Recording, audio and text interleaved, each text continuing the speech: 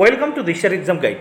প্রিয় দ্বিতীয় শ্রেণীর পরীক্ষার্থী বন্ধুরা, তোমাদের জন্য এই ভিডিওটিতে আমি আলোচনা করতে চলেছি দ্বিতীয় শ্রেণীর দ্বিতীয় পর্যায়ক্রমিক মূল্যায়নপত্র 2024 সালের সেকেন্ড ইউনিট টেস্টের মানসিক ও শারীরিক সমন্বয় সাধনের সক্ষমতা বিষয়ের প্রশ্নপত্রটি এই ভিডিওটিতে আমি আলোচনা করতে চলেছি, তাই অবশ্যই দেখে নিতেই হবে। দেখো, এখানে দ্বিতীয় শ্রেণীর এই প্রশ্নপত্রটি সম্পূর্ণ সিসিই পদ্ধতি অনুসরণ করে তৈরি হয়েছে, তাই অবশ্যই দেখে নিতে হবে। সম্পূর্ণ উত্তর সহ ভিডিওটিতে আমি আলোচনা করতে চলেছি। প্রশ্নপত্রটি পূর্ণমান 10, সময় 20 মিনিট।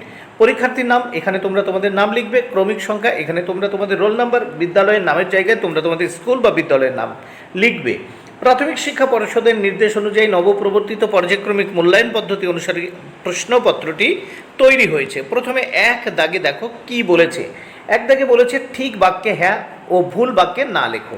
তাহলে এখানে 4টি প্রশ্ন উত্তর করতে হবে, এর জন্য 2 মার্ক। প্রত্যেকটি প্রশ্নের জন্য 1-এর অর্ধেক বা হাফ মার্ক করে বরাদ্দ। 1-এর কতে বিশ্রামে দাঁড়ানোর সময় হাত দুটি সামনে রাখতে হবে না, কারণ পিছনে রাখতে হয়।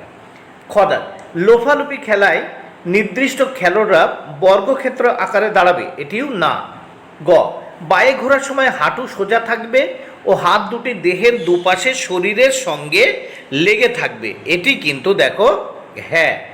এবং ঘ দাগে দেখো তালাসনে চিবুক মাটিতে লাগিয়ে উপর হয়ে শুতে হয়, এটি না। দেখো এটি না কিন্তু। তাহলে দেখো কতে না, খতে না, গতে হ্যাঁ, ঘতে না। এবার আমরা দেখব 2 দাগের প্রশ্ন ও তার উত্তরগুলো। 2 দাগের প্রশ্ন উত্তরগুলো দেখে নেওয়া যাক। এখানে দেখো মনীষীদের ছবির নিচে তাদের নাম লিখতে হবে, এর জন্য 2 মার্ক। প্রত্যেকটি প্রশ্নের জন্য 1 মার্ক করে বরাদ্দ। এখানে দেখো এই কতে আছে, এই যে ছবিটা দেখা যাচ্ছে কার ছবি? উত্তর দেখো ঈশ্বরচন্দ্র বিদ্যাসাগর। এখানে খতে যে ছবিটা আমরা দেখতে পাচ্ছি নেতাজি সুভাষচন্দ্র বসুর।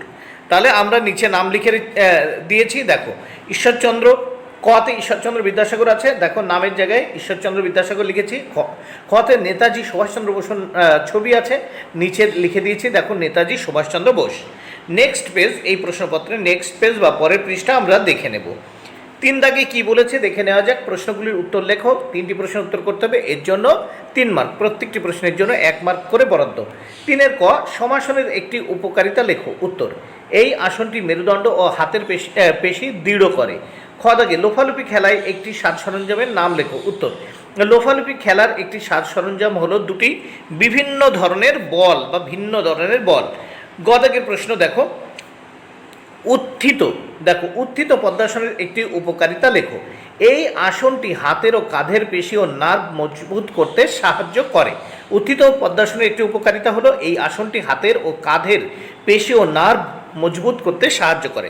নেক্সটে আমরা দেখতে পাচ্ছি এখানে ছবি। দেখো 4 দাগে ছবিটি রং করো, এর জন্য 3 মার্ক। এখানে একটা গাছের ছবি দেখতে পাচ্ছি, তাহলে গাছের এই পাতার জায়গায় তোমরা সবুজ পাতা করবে, আর গাছের যে রং এখানে সেই ধরনের রং করবে, একটু ধূসর রং।